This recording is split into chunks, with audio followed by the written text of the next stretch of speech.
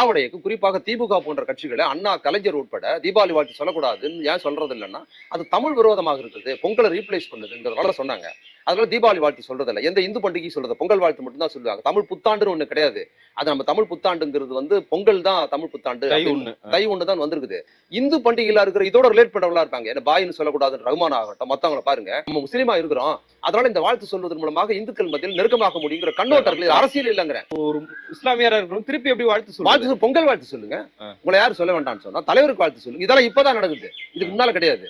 இப்ப என்னன்னா முஸ்லீம் அடையாளம் கொடுத்ததுனால நமக்கு வந்து தனிமைப்படும் சங்கிகளோட கை ஓங்கினதுக்கு பிற்பாடு இந்த மாதிரியான என்ன பாயின்னு சொல்லாத சொல்கிற பிரமுகர்கள் நிறைய பேர் பாத்தீங்கன்னா இப்ப சமீப காலமா 4-5 வருஷமா தீபாவளி வாழ்த்து சொல்றாங்க. இதுக்கு முன்னால சொன்னது கிடையாது. இந்துத்துவ இந்த சக்திகள் இருக்கு பாத்தீங்களா, இவங்களை வந்து நம்மள வந்து இந்துக்கள் கிட்ட இருந்து அந்நியப்படுத்திடுவாங்களோங்கிறதுனால இவங்களுக்கு ஒரு மனநிலையில இவங்களுக்கு அந்த இந்து ரிலேட்டட் ஃபங்க்ஷனோட வாழ்த்து சொல்லி நிறைய கிருஷ்ண ஜெயந்தி கிருஷ்ணர் வேஷம் எல்லாம் போட்டு குழந்தைகளை கூட்டு போறது இதெல்லாம் என்னன்னா இஸ்லாமியர்களுக்கு ஏற்பட்ட ஒரு நெருக்கடியின் காரணமாக செய்ய வைக்கப்படுறாங்க. அதோட சோர்ஸா இதை பாக்குறாங்க. அப்ப நீங்க கிருஷ்ணர் வேஷம் போட்டு போற இஸ்லாமிய குழந்தைகளுக்கு கிருஷ்ணர் வேஷம் போடுறது தீபாவளி வாழ்த்து சொல்றவங்க, அப்புறம் வந்து விநாயகர் சதுர்த்தி வாழ்த்து சொல்ற முஸ்லீம் மட்டும் தான் இந்துக்கு நெருக்கமானவங்க. மத்தவங்க எல்லாம் இந்துக்களுக்கு எதிரானவர்கிறது கண்ணோட்டத்தை நீங்க கட்டுறீங்களா? அப்ப சொல்லாத முஸ்லீம் இந்துக்களுக்கு எதிரானவர் கிடையாது, சொல்லாம முஸ்லீம் இந்துக்களை பண்டிகை அவங்க இழிவா பாக்குறது கிடையாது. அவங்க நம்பிக்கையோட அவங்க இருக்கிறாங்க, அவ்வளவுதான். அப்ப நீங்க என்ன பண்றீங்க? சொல்வதன் மூலமாக சொல்லாத முஸ்லீம்களுக்கு ஏற்பட்ட